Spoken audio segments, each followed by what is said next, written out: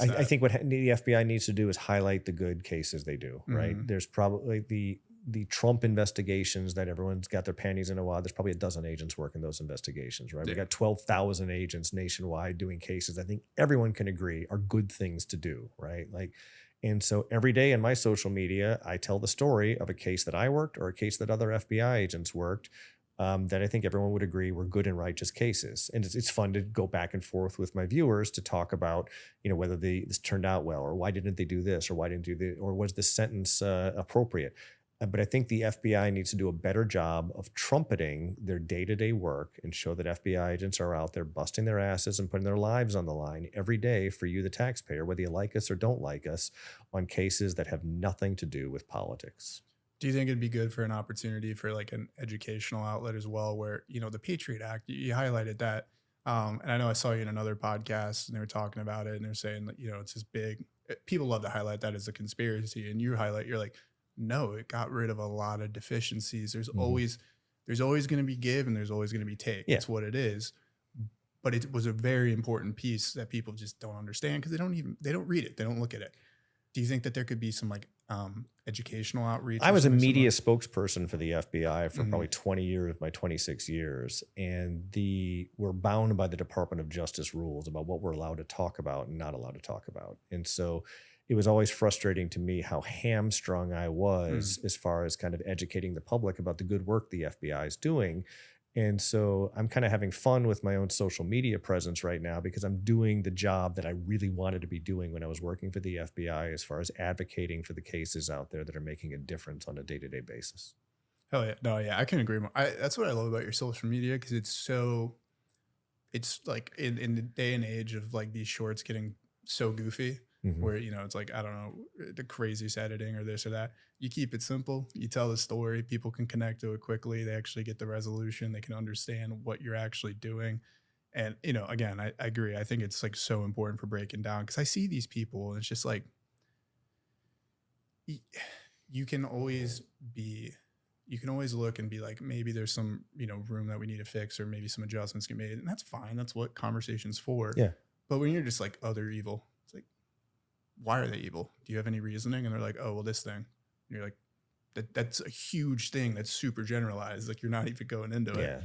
Well, you know how it is with commenters on the internet, right? I mean, there's a silent majority of people who are interested in kind of learning and kind of understanding how the world works. And then there's the commenters who I think are just having fun trolling, and so they can enjoy themselves. My way to go into it now is because I get some crazy comments and I'm just like, I think about it. I'm like, probably 90% of these are not real, like with the bots and stuff. Right. Well, I mean, you sometimes you click on the people behind the most insidious things, and there's 0 followers, zero like, no profile. Like what's going on here? Yeah. Is this some Russian troll farm, or is this, or what's going on here? Is this some 15-year-old kid in his underpants in his mom's basement? So it's water off a duck's back. I don't let it bother me. So let's continue. We're back in Chicago. Just finished up with counterterrorism. Yeah. You're having that debate, and you want to stick with, kind of what you were doing previously, which is kind of the financial crimes, and looking at that. Yeah, but then an opportunity pops up, right? And I was about to say, we're talking about politicians. Yeah. And so at the time, we had this governor in Illinois named Rod Blagojevich. And he was crooked as a barrel of snakes. He has a name for it too, I'll tell you what. Well, I mean, I'm not going to mess with his ethnicity. I'm sure there's. Oh no, I don't mean it like that. I just mean like, I don't know why. It's just it's a name that pops where you can just it was tough for the headline writers of the Chicago Tribune, because you're kind of running out of real estate there, so we just called him Blago. Yeah. And so Blago was running the state government. One, he was doing it from Chicago as opposed to Springfield, and which probably was his ultimate undoing, right? So he didn't want to live in Springfield. He thought Springfield was this dead from the dick uptown, which it kind of is.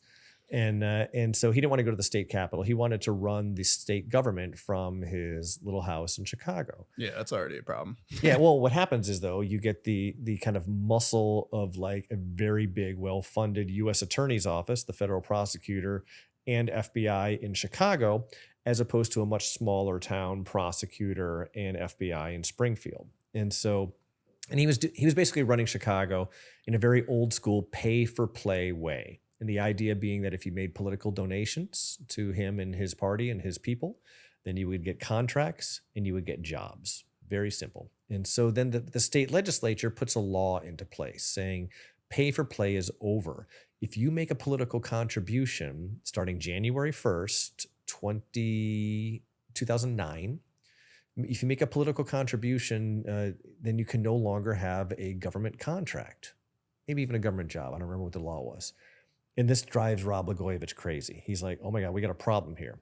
So fall of 2008, he sets up a war room to begin contacting all the contractors who have these government contracts, asking them for donations, because on January 1st, he can no longer ask them for donations. So he wanted to get big paydays from them, right?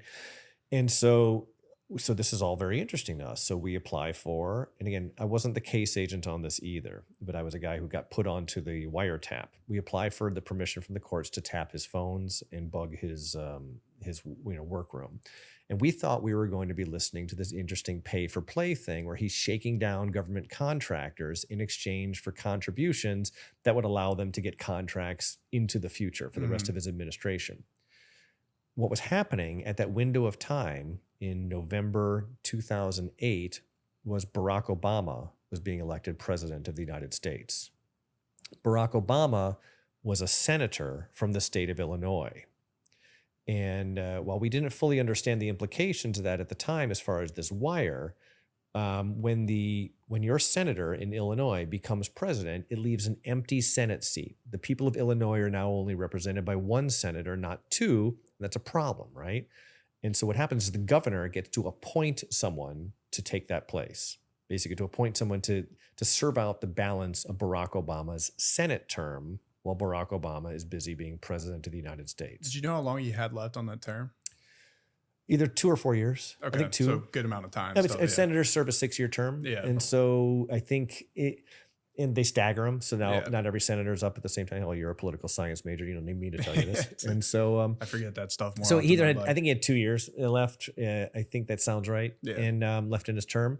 So we flip on the wire thinking we're going to hear all these contractors getting shaken down for bribes. What we really hear is Governor Blagojevich wrestling with himself about how he's going to monetize Barack Obama's Senate seat to his own benefit.